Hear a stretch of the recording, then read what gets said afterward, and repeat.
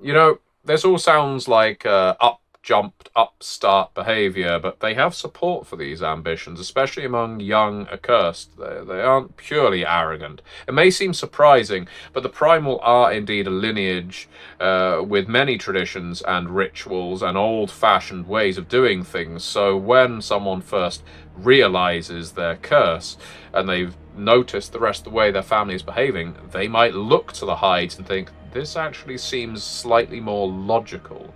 They're not alone. I mean, other families from other lineages, the unburdened among the sorcerers, they speak to a common origin of poverty and fighting against the system. The black hearts among the hungry, they are outcast within the hungry.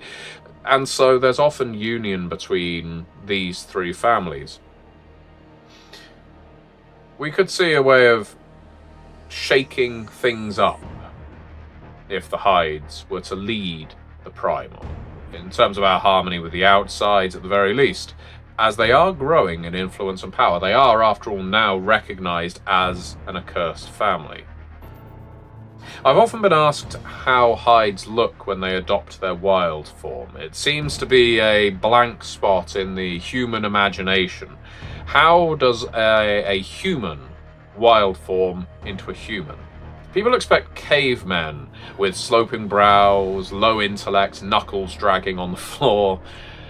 Well, they might have sloping brows. Some Hydes, when they transform, their skulls crack and break and they extend. They often slope backwards up to an alien degree. I'm not sure what the origin there is. Their muscles, of course, they split, they ripple, they split, they tear and enlarge, engorge.